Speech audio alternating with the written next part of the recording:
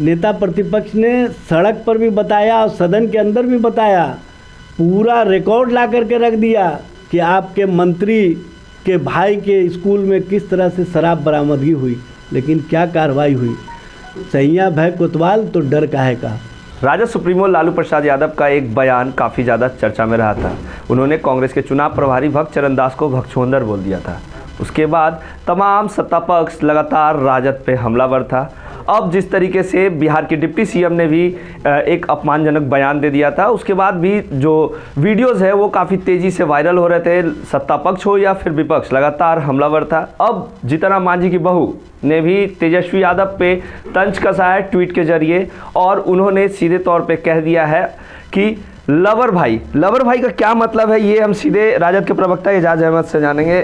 जीतन राम मांझी की बहू ने ट्वीट किया लवर भाई करके, इसका क्या मतलब? देखिए, वो ड्रीम प्रोजेक्ट लेकर के चल रही हैं कि पति मंत्री, ससुर पूर्व मुख्यमंत्री और हम हो जाए एमएलसी, और वो अपने परिवार के अन्य सदस्यों को पीछे हटाने के लिए इस तरह का अनर्गल प्रलाप कर रही हैं।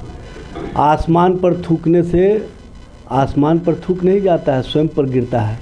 जिस तरह का उन्होंने भाषा का इस्तेमाल किया है, ये भाषा पूर्व मुख्यमंत्री और वर्तमान में मंत्री की पत्नी का भाषा ये अच्छी नहीं है। इस भाषा पर लगाम देना चाहिए और उनको अपने ससुर जीतन राम मांझी जी से पूछना चाहिए, जिन्होंने कहा था कि 3 लाख दलित पिछड़ा अति पिछड़ा जेल की सलाखों में बंद है। नीतीश कुमार का शराबबंदी अभियान पूरी तरह से फेल है, और उसी शराबबंदी अभियान के क्रम में इन्होंने जिस भाषा का इस्तेमाल किया है, ये भाषा शोभनीय नहीं है। ऐसी भाषा किसी राजनीतिक परिवार की बहू के द्वारा या पत्नी के द्वारा दिया जाना, ये राजनीति के मर्यादा के विपरीत है। क्या लगता है जय कि अब एक प्रचलन चल गया है क्या कि जब लालू यादव ने भक्त चरण दास को भगचोंदर बोला, अब डिप्टी सीएम का भी एक अपमानजनक बयान आता है छात्र अध्यक्ष को देते हुए, पूरा वीडियो तेजी से वायरल हुआ, तो अब जीतन राम मांझी बहू भी इस तरीके बयान दे रही है, तो क्या एक प्रचलन चल गया है कि अब कुछ भी बोल सकते हैं? नहीं, प्रचलन नहीं, ये सस्ती लोकप्रियता हासिल करने का एक माध्यम बन गया है, और इसमें भारतीय जनता पार्टी और जनता दल यू और उनके सहयोगी अन्य जो दल हैं वो इसमें निपुण हैं, और उनके द्वारा इस तरह की भाषा हमेशा इस्तेमाल की जाती है। आपने देखा होगा इससे पूर्व भी जीतन राम मांझी को किन किन शब्दों से अलंकृत करने वाले लोग और कैसे मुख्यमंत्री जी के करीब में बैठा करते थे। वो दिन को आज भूल गई और वो उन व्यक्ति पर हमला कर रही है जिसने इनको राजनीतिक पुनर्वास दिया, इनके पति को एमएलसी बनाया, और अगर वो होते तो आज राजनीति में कहाँ होते पता नहीं। तो क्या लगता है अपने फ़ायदे के लिए इस तरीके का बयान दिया जा रहा है कि अगर हम इस तरीके का बयान देंगे तो मीडिया में बने रहेंगे? जाहिर सी बात है, व्यक्तिगत लाभ की राजनीति आजकल ज़्यादा तरजीह हो गया है। विचारों की राजनीति का कहीं ना कहीं परित्याग किया जा रहा है, और जो विचारों की राजनीति से परित्याग करता है समाज उसका बहिष्कार करता है, और समाज उसको कभी स्वीकार नहीं करता। ऐसे लोग कुछ दिन के लिए भले मीडिया डार्लिंग बन जाए, लेकिन उनको जनता और आम आवाम पसंद कभी नहीं करती और न करेगी। जहरीली शराब को लेके भी उन्होंने ट्वीट में मेंशन किया है कि तेजस्वी हमेशा ये करते हैं, तो सीधे तौर पे ये कह दिया गया कि वही बेचवा रहे, तभी तो लोग मर रहे हैं। देखिए, ये तो स्पष्ट हो गया ना कि भारतीय जनता पार्टी के मंत्री और नीतीश कैबिनेट के मंत्री के भाई के घर से और उनके स्कूल से 2 ट्रक शराब बरामद हुआ, एफआईआर हुआ, 1 साल हो गया, अब तक गिरफ्तारी नहीं हुई। जनता दल यू के हरनौत के प्रखंड अध्यक्ष गिरफ्तार हुए, बाद में गिरफ्तार करने वाले जो एक्साइज इंस्पेक्टर थे उनका तबादला कर दिया गया, और किस तरह से नंगा नाच उन्हीं के गया ज़िला के एक युवा जदयू के अध्यक्ष हुआ करते थे, उनके द्वारा किया गया था, ये बताने की आवश्यकता नहीं है। ये पूरी तरह से कहीं ना कहीं राजनीतिक मर्यादा को कमज़ोर करने का प्रयास है, और जब हम लोग उनके चेहरे की गंदगी को दिखाने का काम करते हैं तो ये आईना से अपना चेहरा देखने का काम नहीं करते हैं, बल्कि आईने पर ही दोष मढ़ने का काम करते हैं।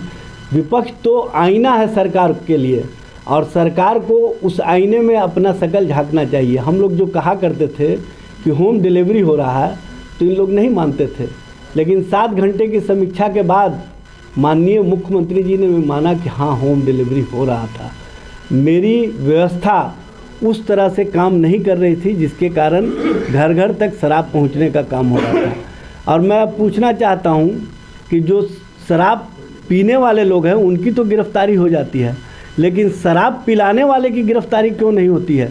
शराब पिलाने वालों को संरक्षण देने वाले की गिरफ्तारी क्यों नहीं होती है? शराब लाने वालों की गिरफ्तारी क्यों नहीं होती है?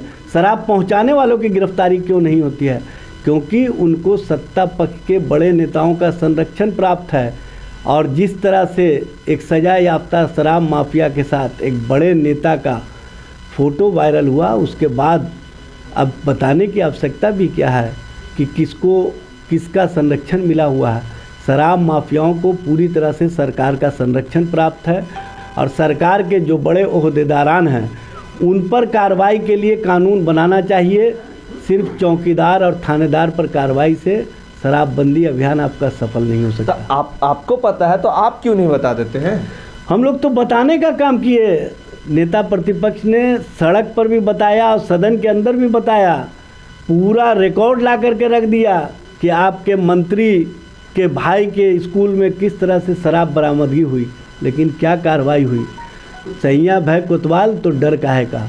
ये लोग जानते हैं कि सरकार के अंदर हमारे लोग बैठे हुए हैं, हमारा कुछ भी बाल बांका नहीं हो सकता। लेकिन जेडीयू तो कह रही है कि आपको ही दिक्कत हो रहा है अब शराबबंदी कानून से, क्योंकि आपका व्यक्तिगत लाभ था उसमें। 2005 से 2015 तक 14,000 दुकानें खुली थी पूरे राज्य भर में शराब की।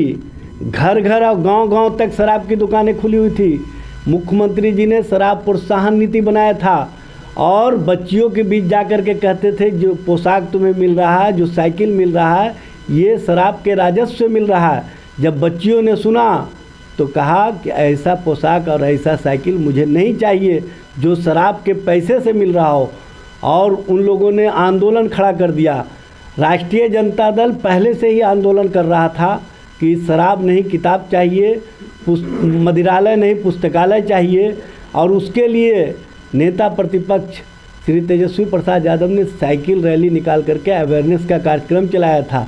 और शराबबंदी अभियान को सफल बनाने के लिए उन्होंने जो कार्यक्रम चलाया, और जब ये नीतीश जी महागठबंधन के साथ आए, राष्ट्रीय जनता दल के साथ आए, तो आपने देखा होगा कि 1 अप्रैल 2016 को जब राष्ट्रीय जनता दल और महागठबंधन की सरकार थी तब शराबबंदी लागू हुई।